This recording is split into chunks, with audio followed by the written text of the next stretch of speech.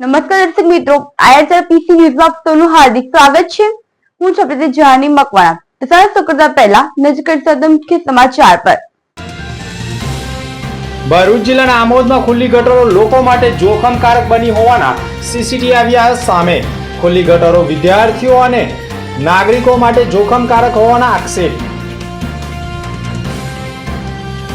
ભરૂચની શ્રવણ ચોકડી નજીક પશ્ચિમ બંગાળના મૂર્તિકારોએ નાખ્યા ધામા। નર્મદા નદીની પવિત્ર માટી અને સૂકા ઘાસમાંથી શ્રીજીની બનાવી રહ્યા છે પ્રતિમાઓ। 700થી વધુ પ્રતિમાઓ તૈયાર કરી રંગરોગાણ ચાલતું હોવાના અહેવાલ। આમોદના માતર ગામના 2 યુવાનોને જૂની અદાવતે માર મરાયો હોવાના આક્ષેપ। જમવાના બહાને લઈ જઈ ગાડીમાં તોડફોડ કરી બંને યુવાનોને માર મારતા પગમાં ફ્રેક્ચર થયા હોવાના અહેવાલના પગલે હોસ્પિટલમાં ખસેડાયા। આંગણવાડીની 35 બહેનોને અજાણ્યા નંબર પરથી વિડીયો કોલિંગથી ન્યૂડ વિડીયો બતાવી હેરાન કરતા હોવાનો મામલો સાયબર ક્રાઇમમાં પહોંચ્યો। પોલીસે તપાસનો ધમધમાટ શરૂ કર્યો। આમોદમાં નવજાત બાળકી મામલે ભોગ બનનાર સગીરાનું નિવેદન લઈ કાર્યવાહી કરવાની કવાયત। ભોગ બનેલી સગીરાએ જે યુવકના નામ આપે તેની પૂછપરછ અને ધરપકડના પોલીસે કર્યા ચક્રો ગતિમાન। આમોદ તાલુકાના એક વિસ્તારમાં 4 ઓગસ્ટ બપોરના 3 વાગ્યાના અરસામાં કચરામાંથી નવજાત બાળકી જીવતી અવસ્થામાં મળી આવતા તેના રડવાના અવાજથી નજીકના ભાડાના મકાનમાં રહેતી મહિલાએ કચરામાંથી બાળકીને ઉઠાવી પોલીસને જાણ કરતા પોલીસ પણ ઘટના સ્થળે દોડી આવી અને આખરે આ બાળકી કોણ નાખી ગયું છે તેવી તપાસ કરવામાં આવતા નજીકમાં જ એક સગીરાએ જ પોતાના જ ઘરમાં બાળકીને જન્મ આપી કુંવારી માતા બની હોય અને 4 ઓગસ્ટ સવારે 11 કલાકે નવજાત બાળકીને જન્મ આપ્યો હોય અને એટલા માટે જ બાળકીનો કચરામાં નિકાલ કર્યો હોય તેવું ફલિત થતાં બાળકીને જન્મ આપનાર સગીરાને પોલીસે સિવિલ હોસ્પિટલમાં લાવી તેના વિવિધ મેડિકલ પરીક્ષણ કરાવી નવજાત બાળકીને પણ સિવિલ હોસ્પિટલમાં સારવાર હેઠળ દાખલ કરી હતી। જ્યારે હાલમાં ભોગ બનનાર સગીરાની પણ તબિયત સુધારા ઉપર આવતા તેને સિવિલ હોસ્પિટલમાંથી પણ રજા આપવાની કામગીરી થઈ રહી છે। સમગ્ર મામલે આમોદ જંબુસર ડીવાયએસપી પીએલ ચૌધરી સાથે ટેલિફોનિક વાતચીતમાં પણ તેઓએ કહ્યું હતું કે સમગ્ર મામલાની તપાસ ચાલી રહી છે અને સગીરા સિવિલમાં સારવાર હેઠળ છે। તેને સિવિલમાંથી રજા મળશે એટલે તેના નિવેદન સહિત તેની ફરિયાદ લેવાની કામગીરી કરવામાં આવનાર હોવાનું કહ્યું છે। આ મામલામાં સગીરાને જેણે પણ ગર્ભવતી કરી છે તેમને લાવી તેમના ડીએનએ ટેસ્ટ કરી આગળની કાર્યવાહી કરવામાં આવનાર છે। જો કે ઘરમાં જ સગીરાની ડિલિવરી કરી બાળકીનો નિકાલ કર્યો હોય તો તેને મદદગારી કરનારાઓ સામે પણ પોલીસ શું કાર્યવાહી કરે છે તે પણ એક ચર્ચાનો વિષય બન્યો છે। ભરૂચમાં સવારના 11 વાગ્યાના સુમારે નર્મદા મૈયા બ્રિજ પરથી અંકલેશ્વરના ભગવતી નગરમાં રહેતી યુવતીએ કોઈ અગમ્ય કારણોસર મોતની છલાંગ લગાવી। સદનસીબે રાહદારીઓની નજરે પડતા રાહદારીઓ દ્વારા સામાજિક કાર્યકર ધર્મેશ સોલંકીનો સંપર્ક કરતા ધર્મેશ સોલંકી દ્વારા સ્થાનિક નાવિકોનો સંપર્ક કરી એક યુવતીએ નર્મદા નદીમાં મોતનો ભૂસકો માર્યો હોય તેમ જણાવી તાત્કાલિક નાવડીવાળાઓને નદીમાં મોકલેલા હતા। જે નાવડીવાળા પહોંચી જતા યુવતીને નદીમાંથી તરતી હાલતમાં જોઈ તેને બચાવી લેવામાં આવી હતી। યુવતી નાવડીમાંથી ફરીથી મોતની છલાંગ લગાવતા સદનસીબે ફરી તેણીને બચાવવા માટે નાવિકો પડ્યા હતા અને કિનારે લઈ આવ્યા હતા। સામાજિક કાર્યકર ધર્મેશ સોલંકી દ્વારા 108 એમ્બ્યુલન્સ સેવાને જાણ કરતા 108 એમ્બ્યુલન્સ મારફતે ભરૂચ સિવિલ હોસ્પિટલ ખાતે ખસેડવામાં આવી હતી। ભગવાન ક્યારે તંત્રને સદબુદ્ધિ આપશે કે હજી કેટલાય જીવ ગયા પછી નર્મદા મૈયા બ્રિજ ઉપર નેટ લગાવશે તેવા પ્રશ્નો ઊભા થયા છે। 3 મહિના પહેલા જ બ્રિજ ઉપર પ્રોટેક્શન નેટ વોલ લગાવવાની પણ વાત થઈ હતી। ગ્રાન્ટ પણ મંજૂર થઈ હતી। ત્યાર પછી પણ 4 થી 5 લોકોએ મોતની છલાંગ લગાવવાની કોશિશ કરી છે અને જીવ પણ ગુમાવ્યા છે। ત્યારે હાલમાં પણ 2 લોકોનો જીવ બચાવ્યો છે। 2 દિવસ અગાઉ પણ એક વૃદ્ધ માણસનો જીવ બચ્યો હતો જ્યારે આજે યુવતીનો જીવ બચ્યો છે। ત્યારે જિલ્લા વહીવટી તંત્ર દ્વારા તથા માર્ગ મકાન વિભાગ દ્વારા નર્મદા મૈયા બ્રિજ ઉપર સેફટી નેટ લગાવવા માટે વહેલી તકે મુહૂર્ત શોધે તે પણ જરૂરી બન્યું છે।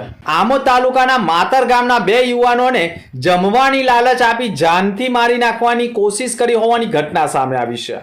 માતર ગામના એજાજ અને પ્રદીપ નામના યુવાન ઉપર ભરૂચ દિલ્હી મુંબઈ એક્સપ્રેસવે ટોલ નાકા ઉપર જીવલેણ હુમલો કરાયો હોવાના અહેવાલ સામે આવ્યા છે। અપહરણ કરવાના ઈરાદે બંને યુવાનો ઉપર તીક્ષ્ણ હથિયાર વડે હુમલો કરવામાં આવ્યો હતો।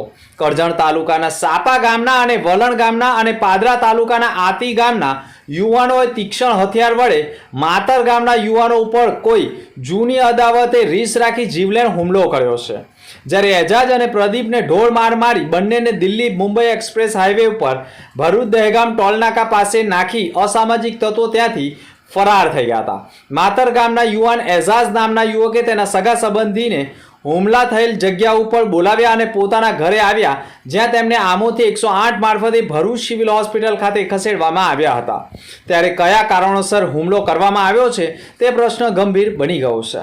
ભરૂચની શ્રવણ ચોકડી નજીક પશ્ચિમ બંગાળના મૂર્તિકારોએ ધામા નાખ્યા છે અને આ મૂર્તિકારો બંગાળી સમાજના દુર્ગા માતાની પ્રતિમાઓમાં વિવિધ દેવી દેવતાઓની પ્રતિમાઓ તૈયાર કરવા આવતા હોય છે અને તેઓ ગણપતિ મહોત્સવ પહેલા જ ભરૂચ જિલ્લામાં ધામા નાખી દેતા હોય છે અને પ્રથમ ગણપતિ મહોત્સવના 3 મહિના પહેલા જ ભરૂચમાં ધામા નાખી ભરૂચની પવિત્ર નર્મદા નદીની માટી તથા સૂકા ઘાસમાંથી શ્રીજીની પ્રતિમાઓને તૈયાર કરી પ્રતિમાઓને સુકાવી કલર કરી પ્રતિમાઓને અવનવા સ્વરૂપ વાળી પ્રતિમાઓ તૈયાર કરવામાં આવે છે.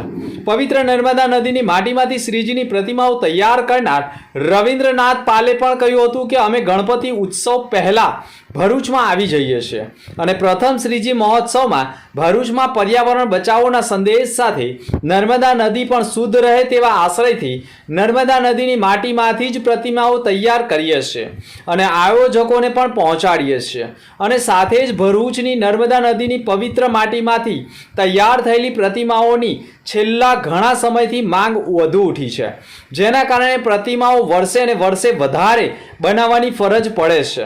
આ વખતે પણ 200 જેટલી પ્રતિમાઓને વધારે બનાવવામાં આવી છે.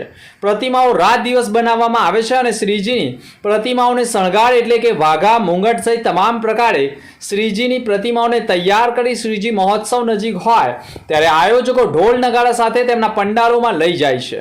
તેની સ્થાપના કરી 10 દિવસ સુધી પૂજા અર્ચના બાદ નદીની જ માટીમાંથી તૈયાર થયેલી શ્રીજીની પ્રતિમાઓને નર્મદામાં વિસર્જન કરવાથી નદીને નુકસાન થતું નથી અને નદીમાં રહેલા જળચરોને પણ નુકસાન થતું નથી તેવું પણ માનવામાં આવે છે.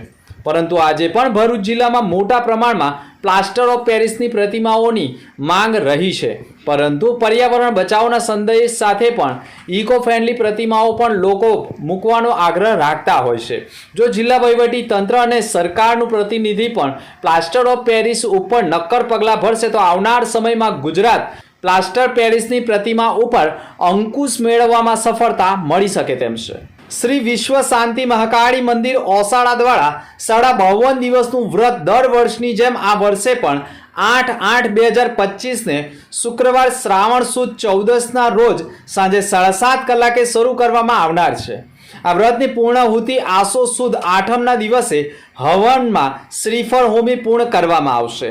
આ વ્રત દર વર્ષે હજારો ભાવિક ભક્તો કરતા આવ્યા છે અને કરે છે.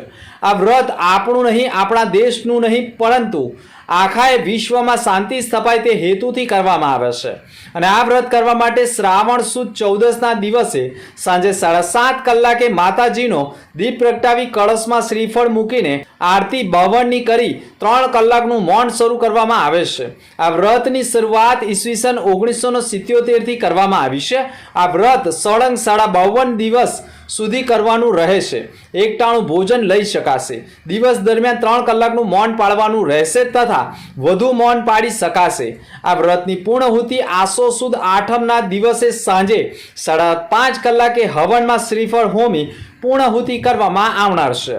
ભરૂચ જિલ્લામાં આંગણવાડીની બહેનોને ન્યૂડ વિડીયો કોલથી હેરાનગતિ કરાતી હોવાના આક્ષેપ સાથે બહેનો મેદાનમાં ઉતરી છે. 35થી વધુ આંગણવાડી બહેનોને અજાણ્યા નંબર પરથી બપોરે અને રાત્રે અભદ્ર ન્યૂડ વિડીયોનો કોલ આવી રહ્યા છે.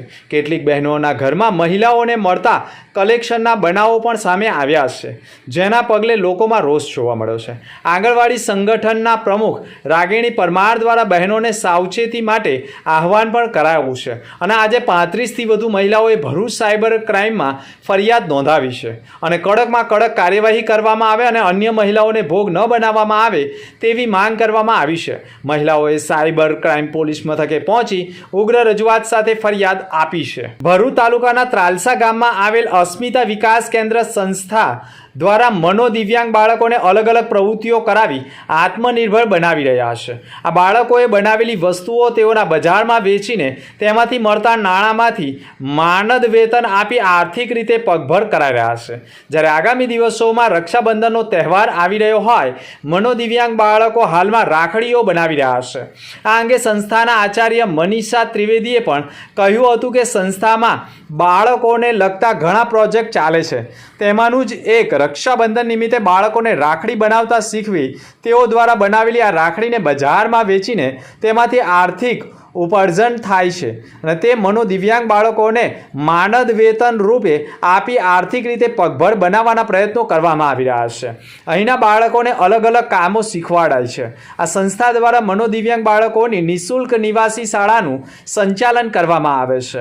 અહીં આખા ગુજરાતમાંથી માનસિક મનોદિવ્યાંગ બાળકો આવીને નિવાસ કરે છે અને બાળકો માટે ઉત્તમ શિક્ષણ, વિવિધ થેરાપી, તાલીમ, લોજિંગ, બોર્ડિંગની વ્યવસ્થા ઉપલબ્ધ કરી છે અને તેમને આત્મનિર્ભર બનાવવાના પ્રયાસો કરવામાં આવી રહ્યા છે. નમસ્તે.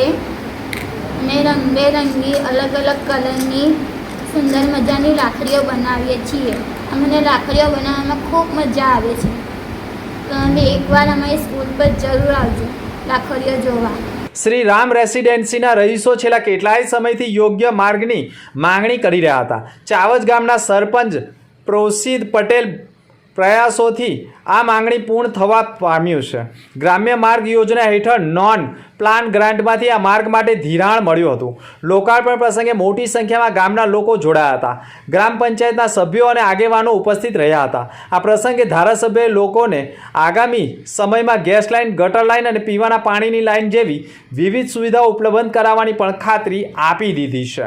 ધારાસભ્ય રમેશ મિસ્ત્રીનું પણ વિશેષ સન્માન કરાયું હતું. આમોદના તિલક મેદાન જેવા ભરચક વિસ્તારમાં એક રાહદારી ચાલતા અતુલ બેકરી પાસે ગટરમાં પડતો વિડીયો સીસીટીવી કેમેરામાં કેદ થયો છે.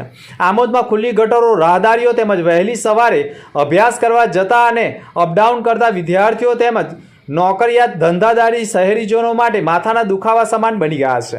આમોદ નગરમાં ચર્ચાનો વિષય બન્યો છે કે કેન્દ્ર સરકાર અને રાજ્ય સરકાર દ્વારા આપવામાં આવતી સરકારી નાણાં સાચા માર્ગે ખર્ચ થતા નથી અને બિનજરૂરી ખર્ચો થતા હોવાના આક્ષેપ થઈ રહ્યા છે. ખુલ્લી ગટરો લોકો માટે જોખમકારક બની રહી હોય તેવા આક્ષેપો કર્યા છે.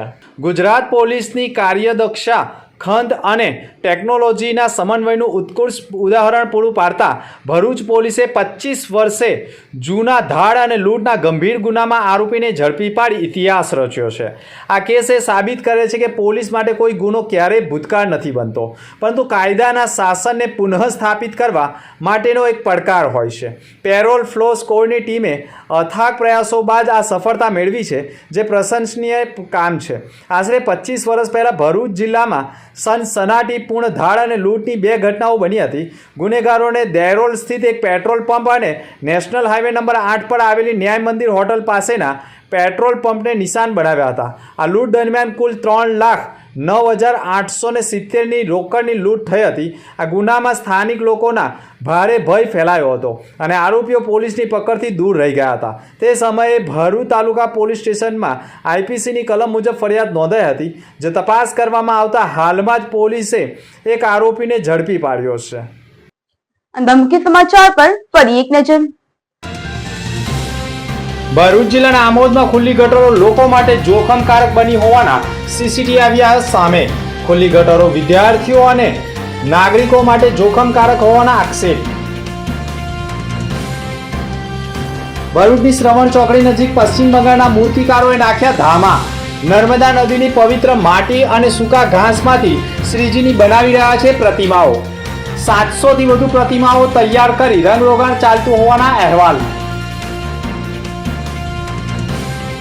આમોદના માતર ગામના 2 યુવાનોને જૂની અદાવતે માર મરાયો હોવાના આક્ષેપ. જમવાના બહાને લઈ જઈ ગાડીમાં તોડફોડ કરી બંને યુવાનોને માર મારતા પગમાં ફ્રેક્ચર થયા હોવાના અહેવાલના પગલે હોસ્પિટલમાં ખસેડાયા.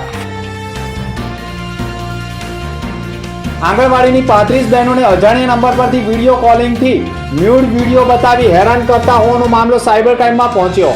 પોલીસે તપાસનો ધમધમાટ શરૂ કર્યો. આમોદમાં નવજાત બાળકી મામલે ભોગ બનનાર સગીરાનું નિવેદન લઈ કાર્યવાહી કરવાની કવાયત.